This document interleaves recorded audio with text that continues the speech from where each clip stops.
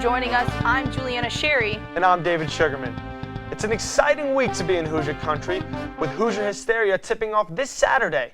That's right, David. One of the premier events of Indiana basketball tradition, and a chance to get to know the 2016 men's and women's basketball teams is upon us once again. Juliana, the ceremony, of course, part of the unveiling of the renovations that have taken place in the arena over the course of the past year.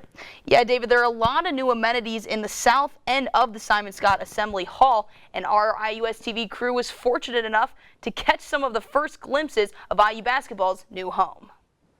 For starters, the entrance features a bridge with Indiana in large letters on a crimson background. The two Big Ten trophies are featured in a trophy case on the east side of the entrance, and there are 9 interactive screens that take you on a historic journey of Hoosier basketball.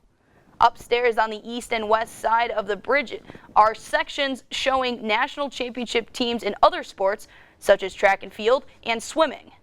Rounding things out is a new president's box with a view overlooking the Hoosiers as they take on any team.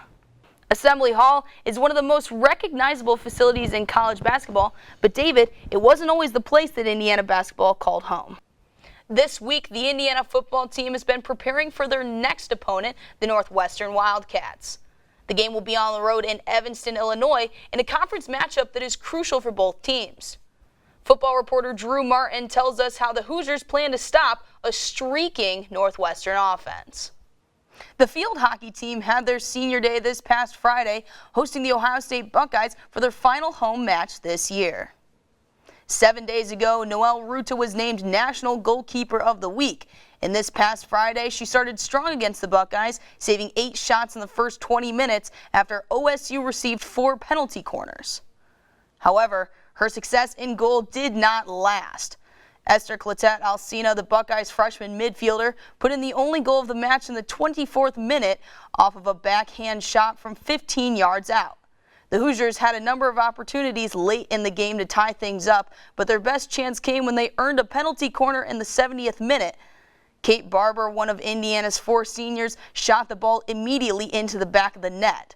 Unfortunately for Barber and the Hoosiers, per field hockey rules, the ball must stay below the 18-inch backboard on the first shot if it is a hit. Thus, the goal did not count and the Hoosiers dropped to the Buckeyes 1-0. Noelle Ruta finished with another stellar performance of 6 saves. The Hoosiers finished their home schedule with 3 wins and 4 losses and will head on the road to Penn State in their final regular season weekend. With Big Ten seed placement in contention, the number 5 men's soccer team looked to finish their regular season with a monumental win over number 13 Michigan State. Senior day at Jerry Yeagley Field meant the last game for 7 Hoosiers, but it was the underclassmen who got things going early. The Hoosiers notched the first goal of the game in the 23rd minute off the foot of sophomore Trevor Schwartz, his 4th of the season. It wasn't long till the Spartans fired back with a goal in the 33rd minute by Ryan Sarakowski, placing him at 2nd in the conference with 9 goals. For 53 minutes, it looked like the game would end in a draw, but that changed when Tanner Thompson went and had himself a senior day by nutmegging a defender and firing the perfect shot right off the crossbar for the game winner with 5 minutes left. Christian Lamelli made 2 saves in just his 2nd start of the year, assisting the Hoosiers in finishing the regular season 10-1-6 with 3 wins, 5 ties, and no losses in Big Ten play.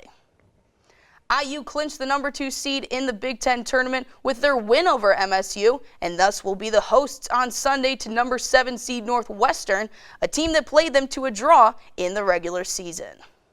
Jacques Roger, of course, always so entertaining, David, and throwing out those Prince references in the Purple Rain. Entertaining is one way to put it.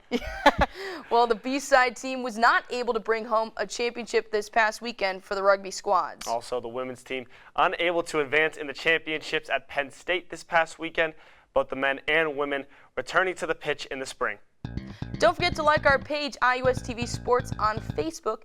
Follow us on Twitter at IUSTV Sports. For David Sugarman, I'm Juliana Sherry. We'll see you next week.